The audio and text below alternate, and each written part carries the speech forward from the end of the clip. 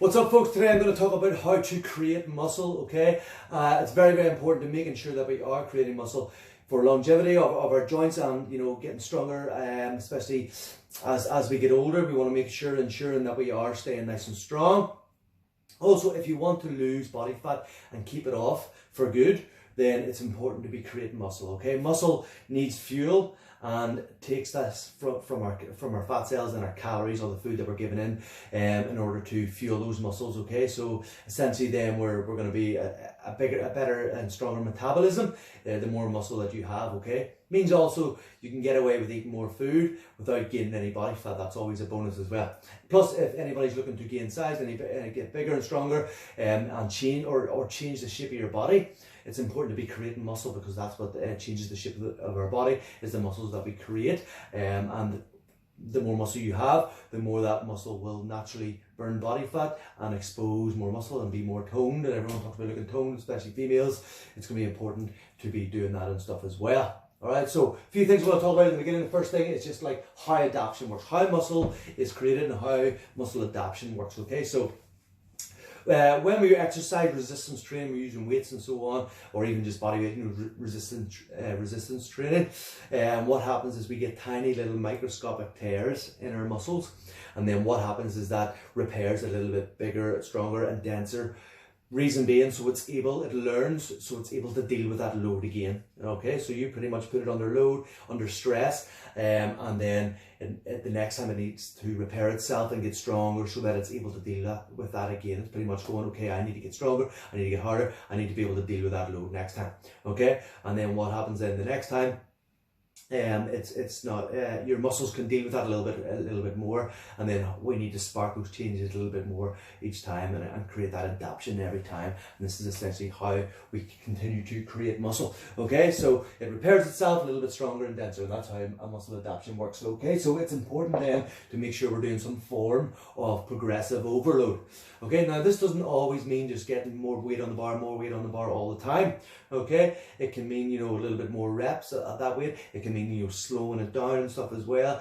Time under tension, I was going to talk about that in a wee minute as well. It's very, very important. Okay, so this is all going to help spark those changes in our muscles and cause them to adapt, to change, and create more muscle. Okay, so you need to be making sure over time we're not just doing 4 sets of 10 at that same weight for 6 months, because your muscle will have adapted only after a few weeks. Okay, so we need to slow the reps down, more time under tension, add a little bit more weight onto it. Maybe squeeze out a couple of more reps or so at that same weight. Some way of sparking that change and that adaptation, okay, over time, so progressively overload.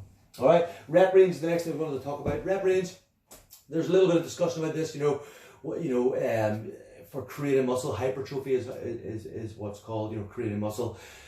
If you're in the lower rep ranges, anywhere sort of like 1 to 6 or 3 to sort of 6 reps is, that sort of rep range. In terms of like the last rep is like you almost maxed out.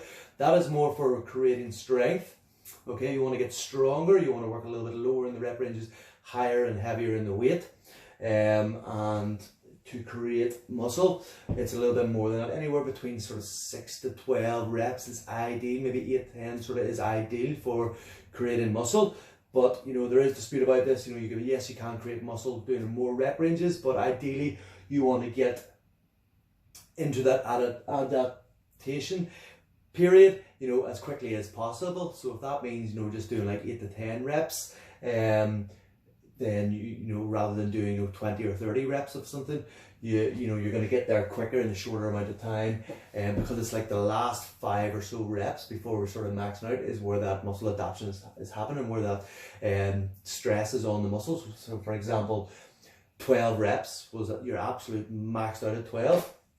Then you would maybe do, say for example, 4 or 5 sets or so of 10, leaving a couple, maybe 1 or so just in that tank, so that you're not fatigued for your next few sets. But you want to be like almost maxed out at that last rep. Okay, if you feel you get that last rep and you feel like I can maybe squeeze out 4, 5, 6 of those reps, then it's probably too light and it's not enough to cause that stress on the muscle to cause that spark, that change, that tiny little microscopic tears, and then you're not going to get that adaption again either. Okay, so making sure, you know, when we're working that rep range, that it is tough. You are struggling at the end. You know, those last 5 reps should be tough. Okay, so you know, you're building up to it. Maybe the first 5 or 6 reps, you build up to it, and then it's getting real tough, and that's when you got to start working. Those last 5, 6 reps is where it's going to be tough, and that's where we're going to make the most changes. All right, so we got to be inside that rep range. Okay, time under tension, as I explained earlier, you know, the longer time we're under tension, that's another way of creating those tiny little tears in our muscles and causing them to adapt. So slowing those reps right down. Like I say, you don't always have to keep adding weight to the bar. You can just slow them right down. Those muscle fibers are starting to, all those little muscle fibers are starting to switch on, especially in and around our joints and stuff as well. And you really want to think about the mind-muscle connection. The muscles that we're using, we're squeezing and we're tensing and we're, you know, creating that time under tension is going to be a big help when it comes to creating muscle. All right, that is how muscle adaptation happens, is time under tension. This is where we get, you know, if you're just knocking them out fast, you know, dead quick, you haven't got that time under tension. Okay, so slow them right down. It doesn't matter if you don't get, say you're going for like 10 reps, it doesn't matter if you don't get the 10 because you're slowing them right down. Okay, because, you know, 8 reps at a nice slow range, or slow sort of speed, sorry, is going to be a lot better rather than knocking out 10 dead fast. Okay. Circles, yeah. So also, you know, if your goal is gaining muscle, gaining size and getting bigger, okay, it's going to be the exact same as if your goal is going to be losing fat and losing body fat. Okay, what's going to make the difference is our calorie intake. Okay, so when we're looking to gain size, okay, and get bigger and stuff, we need to be obviously training that same way, creating muscle in the same way, but we need to be eating in a surplus. So we need to be making sure that we're eating a lot more calories than our body needs for the day. Everybody has a set amount of calories. I'll talk about that in another video. Everybody has a set amount of calories that their body needs throughout the day to maintain their weight that they're at. And if you're looking to lose body fat, you want to be in a deficit, eating a little bit less. Looking to gain muscle and gain size, we need to be in that surplus. Okay, so what happens when we are creating muscle in that way? That muscle is going to need fuel. You've got to be giving it lots of food to fuel it. Obviously, good clean food is going to, and carbohydrates and stuff are going to be a big help for you whenever you're looking to gain size and stuff as well. And protein is going to speed up that repair process of that muscle. So if you're looking to gain size and get bigger, it's going to be important to be eating in that surplus, making sure we're eating plenty of food to fuel those muscles. Now, if we're eating in a surplus and we're not training, we're not exercising, then you're just going to gain body fat. Okay, so it's important to be training in that sort of way, resistance training, to fuel those muscles and feed those muscles, fuel those muscles with their food. If you're looking to lose body fat, we need to be also training, doing some form of resistance training, because remember I explained earlier, creating muscle, that muscle is going to need fuel and take it from your fat cells, so you're going to burn body fat faster, and not only that, but you're going to keep it off.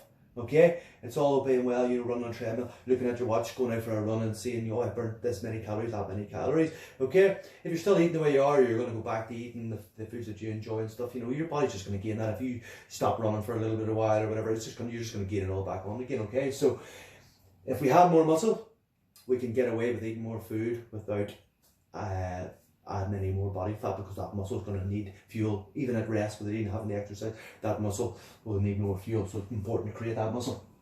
Yeah, so you just need to be in a deficit if you're looking to lose body fat. So for example, if you're eating 2,000 calories a day to maintain your body weight, eating a little bit less, say 1,700 calories or so, doing some form of resistance training, creating that muscle. Okay, and what's going to happen there is we're going to lose body fat, and that muscle is going to help you lose body fat, but you're also going to create more shape and change to your body, okay, as well as getting stronger and fitter and stuff as well, and looking more toned. Everybody talks about looking toned, especially females saying, I want to look toned.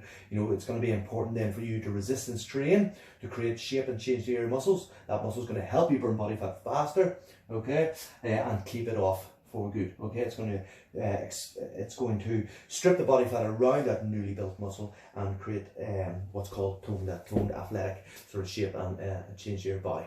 Okay, so very important. You know, if you're looking at wanting to change the shape of your body to look better and stuff, but it's also just important to be stronger and fitter and healthier.